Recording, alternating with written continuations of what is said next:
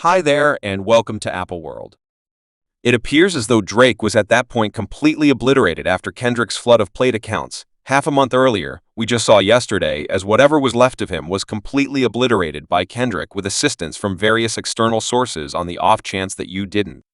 See, one of the best rap and pop exhibitions ever was Kendrick Lamar's Jump Out Party at the Gathering in Los Angeles the previous evening, as well as performing immortal hits like OK and Component Ken.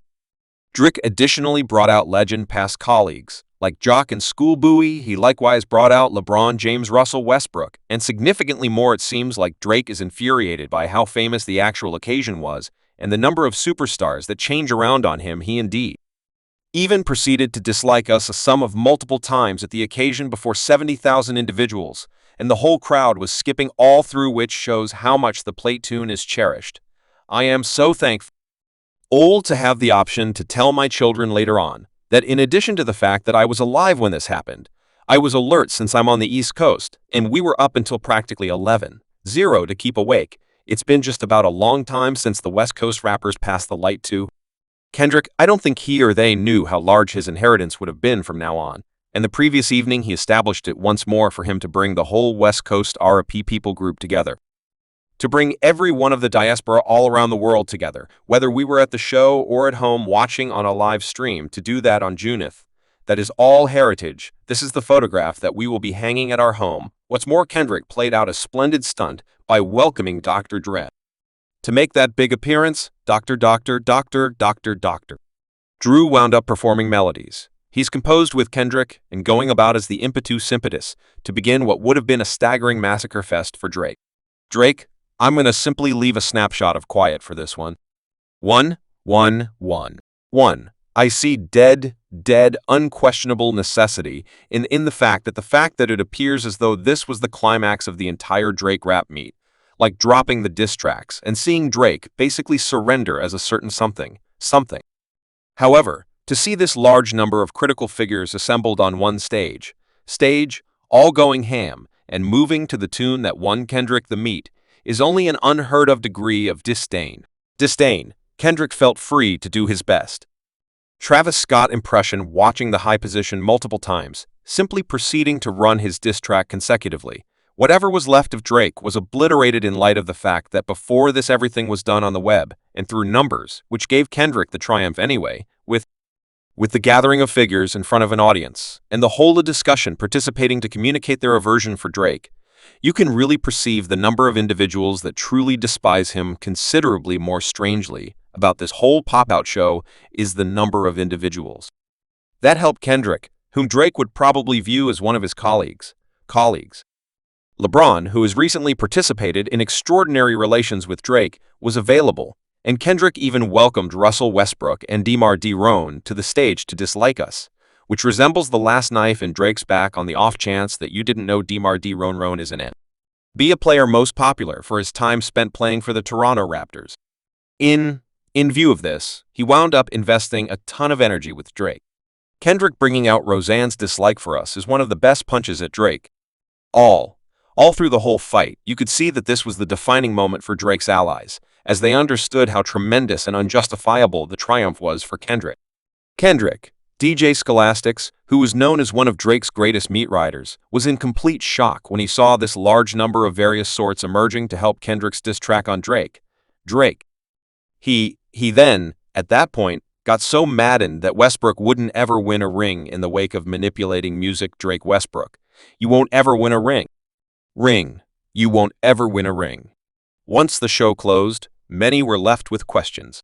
The most significant of these worries is the reason, in spite of the fact that Kendrick and Keem's coordinated efforts are a portion of his most notable works.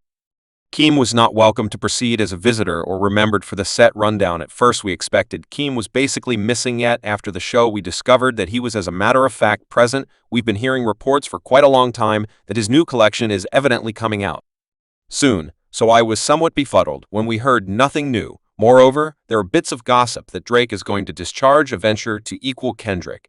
It seems like both of them are playing a sort of chilly conflict chess game with the arrival of their collections, so perhaps Kendrick was playing a determined move by not delivering any new music reviews, and on second thought zeroing in on the tunes that hurt Drake's vocation, the Drake plate melody rapture, likewise includes a spick and span verse, added by Kendrick Lamar, opening the set on Elation.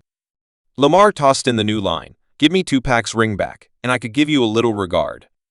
It suggests the ring that the late performer Tupac Shakur once claimed, which was purchased at sell-off by an unidentified purchaser who ended up being Drake last year. Before we go any further into the video, what are your folks' straightforward contemplations on this whole circumstance?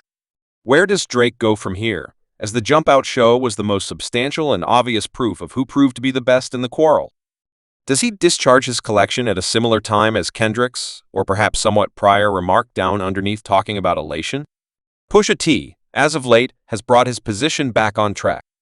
Happiness includes a champion line from K. Dot, who raps, "Let me see you, Pusha T." The particularly conditioned line suggests Drake and Pusha T's vicious quarrel from the 2018 push was examined regarding his reaction to this well-known comment in a late meeting with Vulture, where he was joined by his sibling. "No perniciousness before you go. I need to get some information about what a verse music journalist, Craig Jenkins, said prior to refining the bar." Pusha answered, "Fantastic, unbelievable, showcase, staggering presentation of Fight RPS, listen man." Kendrick, "No malignance hindered his push," before he could finish his sentence, depicting Kendrick's verse as an expert in rapping. DJ Mustard, as of late, went in the background for the creation of the Dislike Us beat, and what truly went down in a new Bulletin interview was that the Los Angeles bassmaker made sense of his commitment to Kendrick Lamar's circle. "I heard the tune when every other person heard it. I had never heard of it before. I wasn't in that frame of mind with him. I had never heard that melody while talking about the wellspring of motivation for his latest beat. Mustard expresses that when I was making it toward the rear of my head. How might Dr. Dre respond assuming Lil Jon was in the studio and they were teaming up on the beat? That was my perspective. It took me roughly 30 minutes to make that beat," he adds. "I didn't realize Lamar planned to gas that beat like that." DJ Mustard even proceeded to say he never realized the melody would turn out to be so huge and the greatest in his list.